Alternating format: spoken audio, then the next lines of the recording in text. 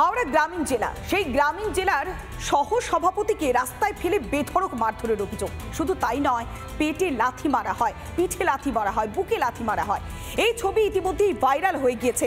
আর যখনই বিষয়টি সামনে এসেছে তখন তৃণমূল কংগ্রেসের দিকে অভিযোগের আঙুল তুলেছেন বিজেপি নেতা। তৃণমূল কংগ্রেসের যে আশ্রিত দুষ্কৃতীরা তারাই হামলা চালিয়েছে এমন অভিযোগ করছে বিজেপি। আর তা ঘিরে তুঙ্গে উঠেছে তৃণমূল বিজেপি চর্চা।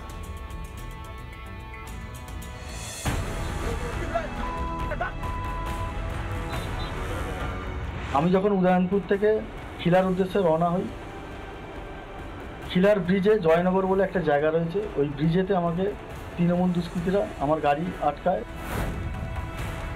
এ রাজ্যে বিজেপি করলেই কি প্রাণে মরতে হবে কিংবা মার খেতে হবে? বারুইপুরের হাড় হিম ছবি কেউ এখনো ভোলেনি। এবার আরো একটা ছবি দেখুন।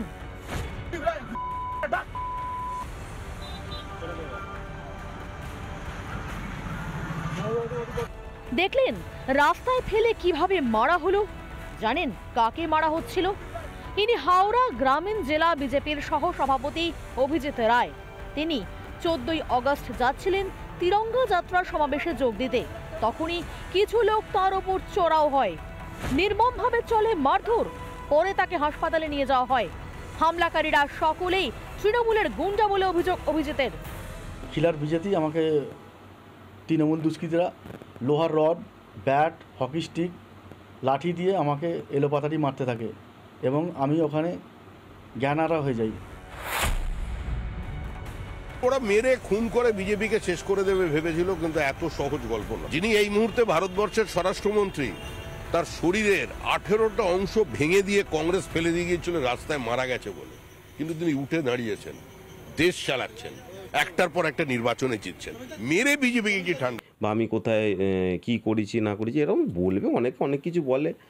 ও বলছে এক কান দিয়ে, মানে বলে এক কান দিয়ে আমরা শুনি, এক কান দিয়ে বার করে। আমার তো ওদের মানে ওরা কি বলবো, মানে একদম বাঁদরের একগুচ্ছ দলের। এক অভিজিৎকে খুনের অভিযোগে চার্জশিটে নাম উঠেছিল তৃণমূল বিধায়কের। সেই মামলা এখনো চলছে। এবার আর এক অভিজিৎ আক্রান্ত। আদৌ কি বিচার মিলবে? রিপাবলিক বাংলা। নানা ধরনের কন্টেন্ট দেখার জন্য লাইক করুন, শেয়ার করুন আমাদের ফেসবুক পেজ, সাবস্ক্রাইব করুন আমাদের ইউটিউব চ্যানেল। পাশাপাশি অন্যান্য ব্রেকিং নিউজের জন্য অবশ্যই চোখ রাখুন রিপাবলিক বাংলায়।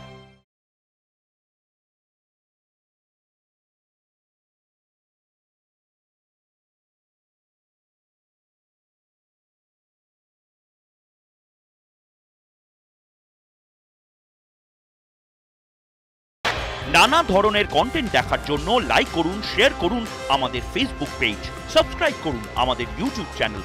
পাশাপাশি অন্যান্য ব্রেকিং নিউজের জন্য অবশ্যই চোখ রাখুন রিপাবলিক বাংলায়।